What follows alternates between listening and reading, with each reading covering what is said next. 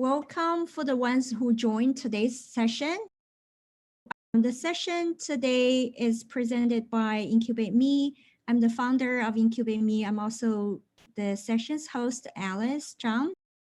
For the ones who don't know, Incubate Me is a community, and we are trying to build a community to help micro entrepreneurs, meaning small business founders, owners, as well as startup founders who are building something from 0 to 1. So if you're one of them, please feel free to reach out to me and my coworker Lauren here. We will try to do everything we could to help you launch or grow your business. A little bit about Jesse, our guest speaker today. Jesse has a fascinating personal story. He is definitely an entrepreneur by heart. Right now, he's building I would say, EdTech product called Clockwork that empowers experts to share their skills online and possibly to monetize their skills as well. Prior to starting Clockwork, Jesse was a leader in partnership development and Facebook. He also worked at programmatic ads and Google in two startups with a combined over 900 million exit. So Jesse, welcome. Yeah, I've certainly had a run of good luck. But first, let me just say thank you so much for having me on. It's a real pleasure to join You're welcome. this talk today, and to see what you guys are doing with Incubate Me is very cool, because I think we share an interest in entrepreneurs, and especially micro entrepreneurs, in this incredible new wave of ability for individuals to earn. So it's a perfect fit, and thanks for having me on. You're welcome. Yeah, let's just dive in, going back in time to where you started your first job. Why don't you tell us how you started your first entrepreneurial journey? Sure, yeah. So my first job right out of school was actually one of the companies that you referenced earlier, which was a company called AdMeld, which was a smallish New York based ad tech startup. And I have to be very careful with how I say ad tech versus ed tech, because they sound very similar. It seems that I've only switched one letter in the two words in my career, because I spent the last 10 years in ad tech and now I'm working in ed tech. But this happened to be an ad tech company, and I had been connected with a now friend of mine, but at the time I was an alumni of the school that I went to, Lafayette College in Pennsylvania, who was working at advertising.com. And that was the time in the advertising.com era where ad.com was owned by AOL. And I had interned there and been connected into the world of ad networks, which there's some interesting growth of ad tech as one of the main, or one of the growing startup types in the New York scene, because of proximity to Madison Avenue and the advertising industry. It happened that ad tech worked really well in New York. So, where my internship with AOL at the time didn't work out to be a full-time job, I did get connected over to these other guys who were their clients, who were growing this small company called AdMeld. And I joined up. At the time, the company was about 30 people. The next seven, 8 years of my career were actually focused in the same area, which was, Alice, as you had mentioned, programmatic. I'm not sure if there's anyone that's in the publishing world or the advertising world, but if you are, you'll know the word. It's basically the automation and streamlining of how ads work online. When I joined AdMeld, the publishing industry, while there were major web properties, the way that advertising was transacted on those web properties hadn't changed a lot since the days of print. So most ads for websites at the time were sold ahead of time via face-to-face meetings, against demographics that were defined by those publishers. So for example, if you were in 2010 or 2011, if you were on MTV.com wanting to stream, it's probably pretty low quality streaming at the time, but wanting to watch clips of Jersey Shore, I think was one of the big shows at that time.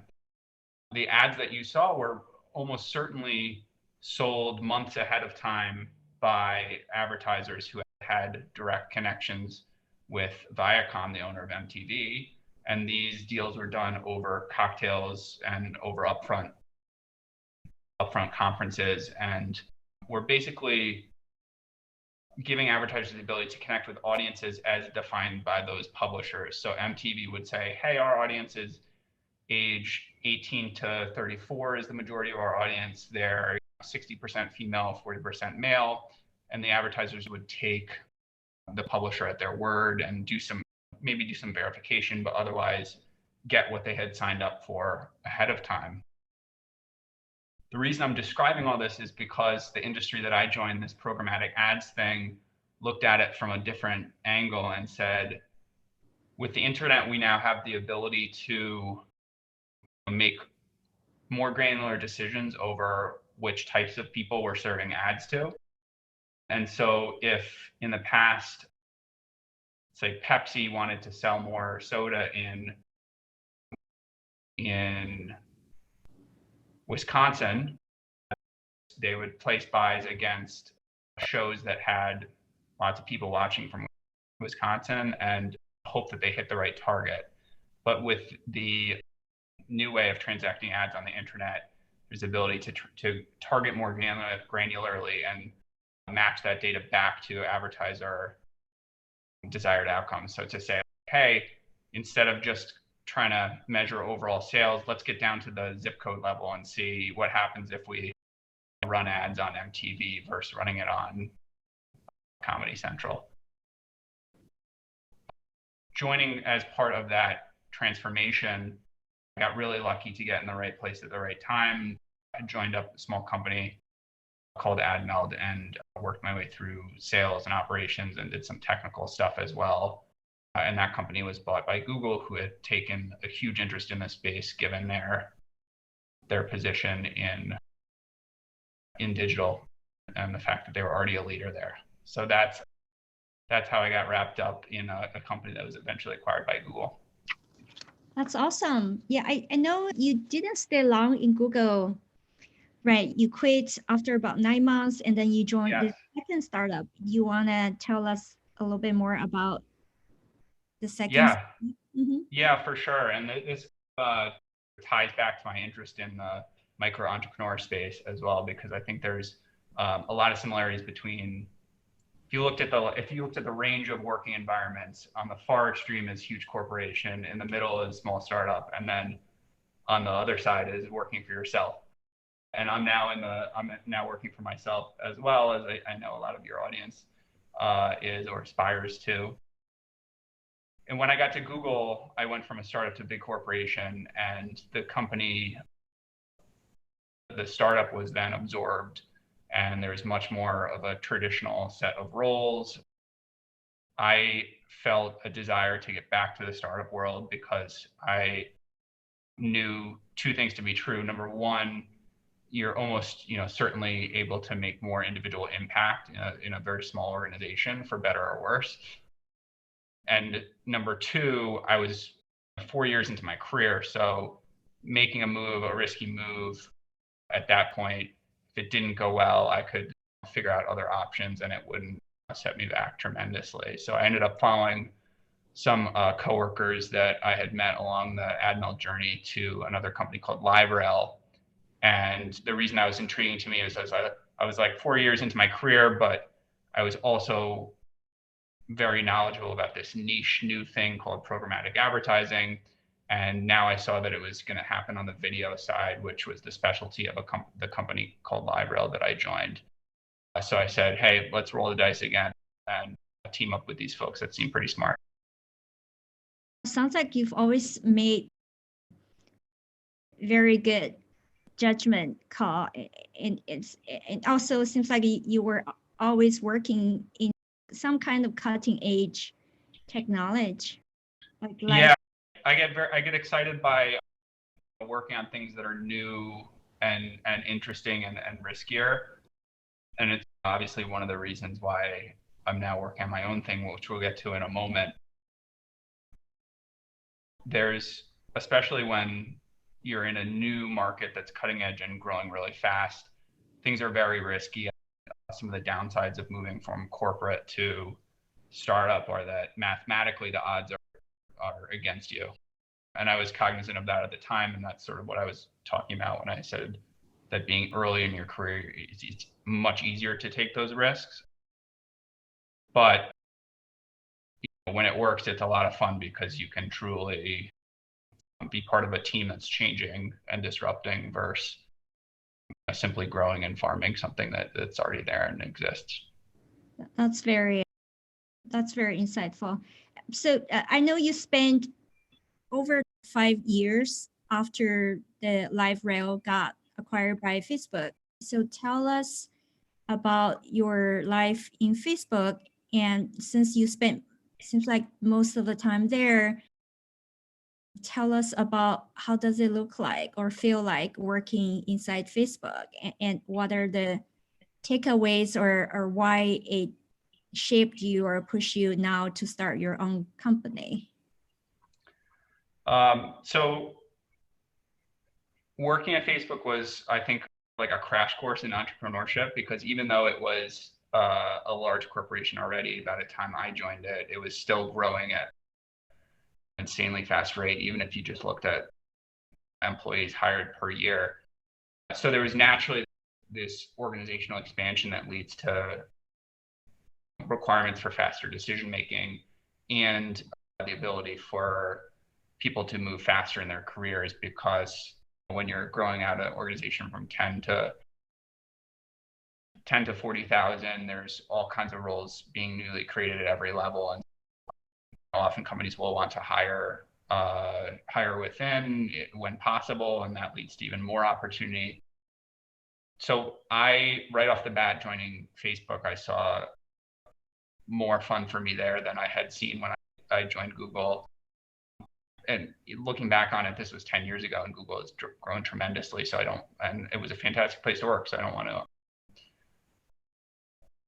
necessarily say Facebook was that much better of an experience, but for where I was in my career, it was the right place. So when I got there, the company had acquired LiveRail, and the LiveRail company showed up, and we were there on our first day, and everyone was like looking around and saying, all right, where are the people that do the thing that we do so that we can talk to them and figure out where we fit in this whole thing? And it quickly became clear that they bought the company because no one really did what the LiveRail team had done at that time in terms of third-party ads transactions. And so it was also like obvious that it could be a really cool thing if it worked out. I thought that I would stay there for like maybe 3, maybe 4 years. I ended up staying actually 6, which was, by the time I left, I still felt I could stay longer if I didn't have this passion that I wanted to pursue. And working within Facebook was pretty cool because I tend to be very okay with volatility and change at least in my professional life. And things changed rapidly there. Within a year and a half, the project that we were initially brought in to do was scrapped. We got moved on to something entirely different. And the thing that we were moved on to was a product that Facebook calls the Audience Network, which enables people that build apps to tap into Facebook and to get advertising revenue from Facebook within their own apps. And that was really cool to me because I had traditionally sold to big publishers like Hulu and Disney and all these bigger companies.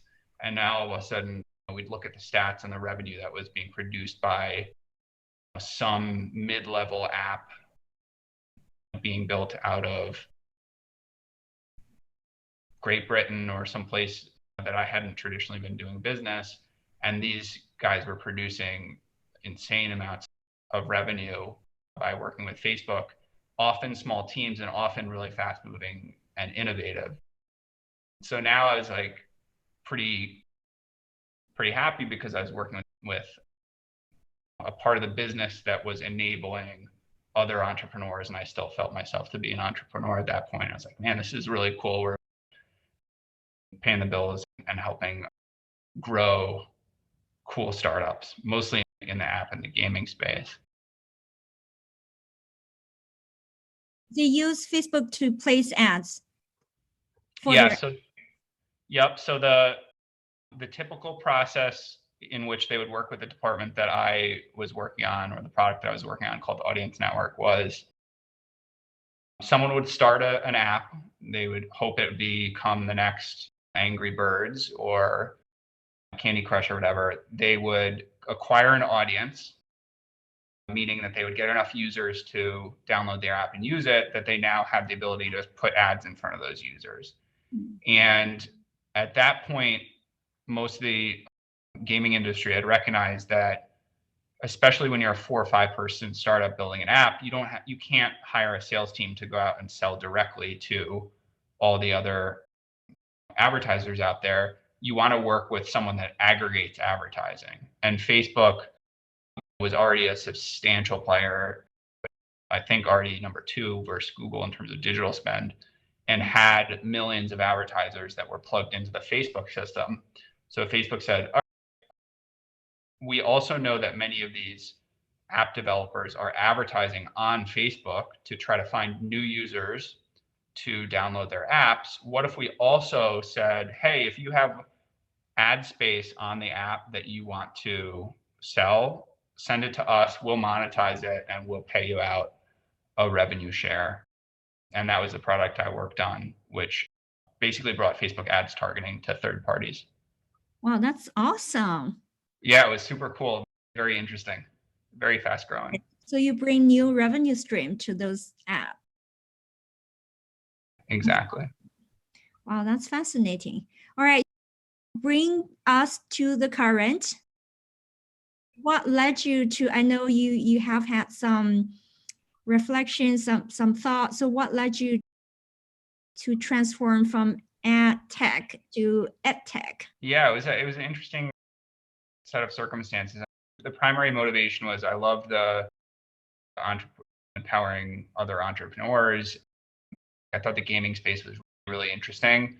My personal connection to casual gaming and app gaming is not super strong. I was never really interested in the end consumer experience. I love the business part of it. I love the platform and the technology, but I'm not a huge user of gaming apps. And I started learning about the online course space as a way to just delve into topics that I was personally interested in. And I started to like ruminate on or think through an idea that would enable me to build a platform and an ecosystem that allowed other people to earn, much like Audience Network. But instead of delivering ads into apps, what if we delivered learning experiences for individuals and allowed, instead of allowing app developers to build their app business faster, I could allow knowledge entrepreneurs to build digital products that their users could connect with. And as I learned more about the EdTech space and specifically the creator economy, which in a couple of the slides I'll get into in a bit, I want to show the parallel between these two spaces. There's a lot of overlap and a ton of growth. And I decided that in order to like fully explore this area, I needed to move full time onto it. I finally made the leap in October and started my company Clockwork with an initial product division, and here I am. That's awesome. I know you have a slide deck. Before we jump onto sharing slide deck, can you tell us a little bit more about, I know you have a small team, right? Tell us a little bit about the, like from zero to wherever you are. Sure. Yeah. It started with the idea, and I needed to make sure that I had a clear separation between my day job and working on the startup. So I decided to not start until after I left. At that point, I had an initial vision for the end consumer experience, which I'll show as well so people can visualize it. But a description of it is it's an app where if you are a user if you have an interest in a particular topic and that topic has an activity that takes more than one day, you can follow a path that is described to you by or laid out for you by a coach or an expert in the space. So an example I like to give is something that works really well in our platform is teaching other people how to make homebrew beer. There's tons of YouTube materials on making a cocktail. You can go on YouTube and whip something up in 20 minutes. No one's going to beat YouTube at that game. But if you have something that only takes a few small steps a day over multiple days, maybe even multiple weeks, rather than referencing a set of instructions ahead of time and needing to go back and reference those, wouldn't it be cool if the expert and the creator or influencer who actually knows how to do this could walk you through those steps each day? So that's what we started building. Some of the other details around it are I found a few developers to work with me on the project on a contract basis. I have an individual that's working with me to build out our creator outreach and our marketing plans. And then I have a number of advisors that are experts in the space that are guiding me along, but it's very early. I ended up raising some funding a couple of weeks ago, which we're super excited about, that will enable more hiring and potentially full-time hiring. And we have the product ready for some initial users. We have 5 or 6 different use cases that are on there right now that are pretty interesting. And now we got to test it out and make sure it can grow, continue to recruit users and creators, and see where it takes us. Awesome. So I know you have a slide deck you want to go through. Let's jump into that discussion. Awesome. Sounds great. So yeah, I just wanted to share some very brief thoughts, probably less than 10 minutes, on where the EdTech and the creator economy intersect, because I think this is really a phenomenon that has just started happening in the last few years and is pretty relevant to the Incubate Me audience, in that it should be interesting to micro entrepreneurs. So to set things up, there's basically 2 huge trends that are happening right now in technology. The first one is that EdTech is being reinvented. And I took each of these bullets from the recent A16Z article that Alice, you had highlighted to your subscribers. The article is about the rapid changes that are happening in the EdTech space. And there's basically 5 things that are happening. Number 1 are people that have worked within school systems as professional teachers now have more opportunities to earn additional income outside of their full-time jobs, which is really cool. This is a platform-enabled phenomenon that started to happen through platforms like OutSchool is a big one. The second trend that they highlighted was software that just makes the job of teaching easier. We all know that teaching is probably one of the hardest jobs in the world, and that you're educating young humans, and just dealing with paperwork and all kinds of stuff that slows you down is probably not why you got into it in the first place. So there's a lot of tools that are being built to make teaching way easier from a process standpoint, which is really interesting. Then on the other side of things, just like general education, massive online courses, which were a huge trend 6 or 7 years ago. There's a whole new way of learning styles and learning types that are gaining steam. At the same time, there's a whole bunch of platforms that are gamifying learning.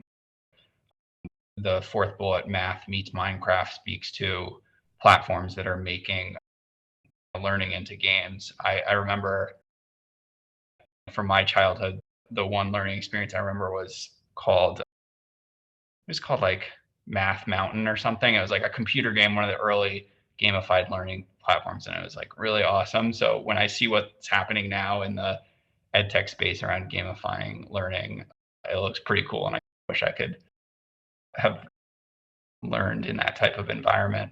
Finally, video. YouTube is no longer the only destination for really high quality video, and that makes things really interesting.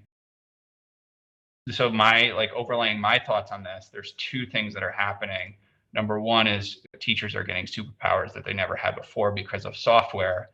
And the second is that there's a big opportunity in certain areas for creators themselves who maybe weren't professional teachers, but have knowledge in a specific area to become empowered and to become teachers and to share their knowledge in an interesting way. The reason that I think this is super, super interesting is because the second trend, which is the creator economy, which almost everyone knows the creator economy is growing explosively. There's 50 million people that publish with hopes of earning an income online across the major platforms.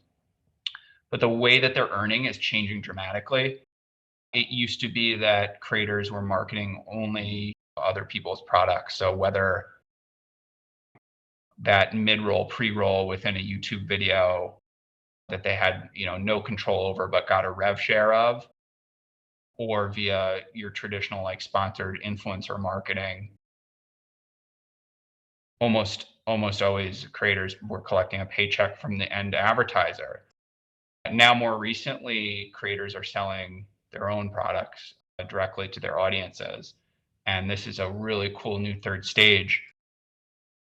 Where I see this all coming together is that because consumers are more used to now thinking of learning as a potentially productized opportunity on the internet, and because individuals now have audiences, it's a great chance for people that do have specialized knowledge to actually monetize it.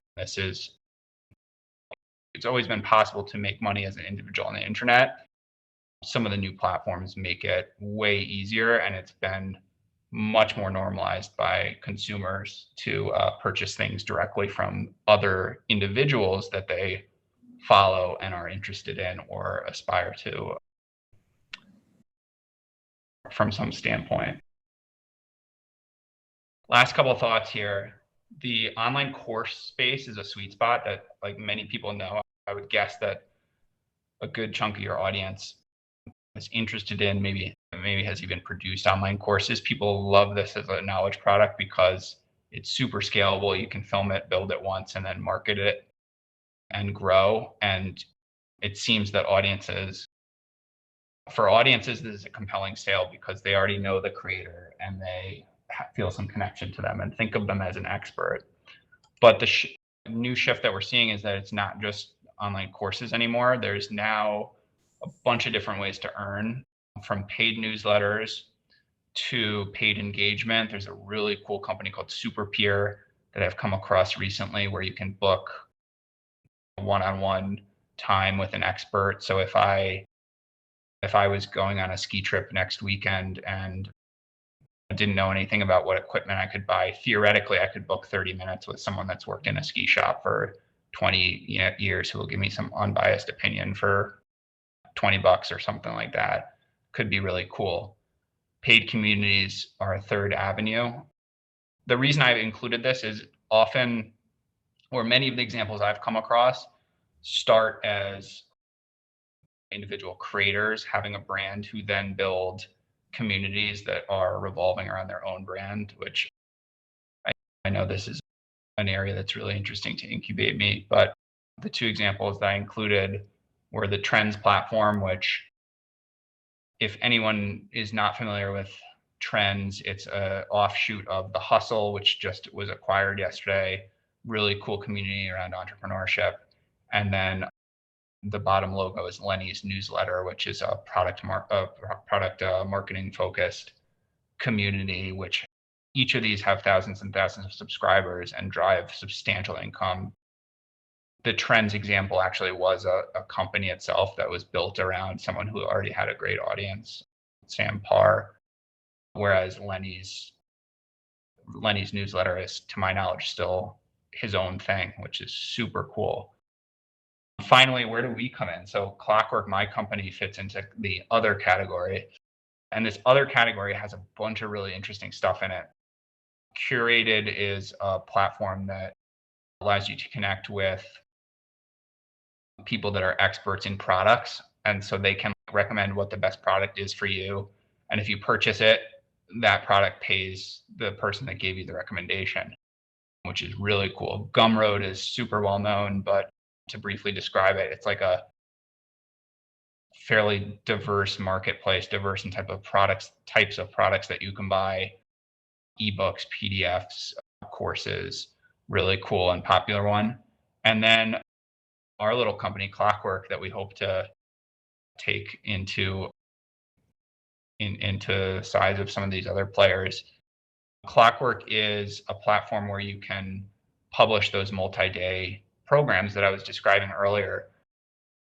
I've moved on to using home brewing example because it's actually one that we have on the platform today. But earlier on, I used kombucha as a great example because it's another multi-day brewing type experience.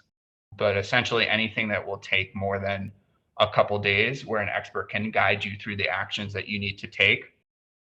The creator can publish, you as an individual can publish right into our app and set your own price for that program, or even give it away for free if you want.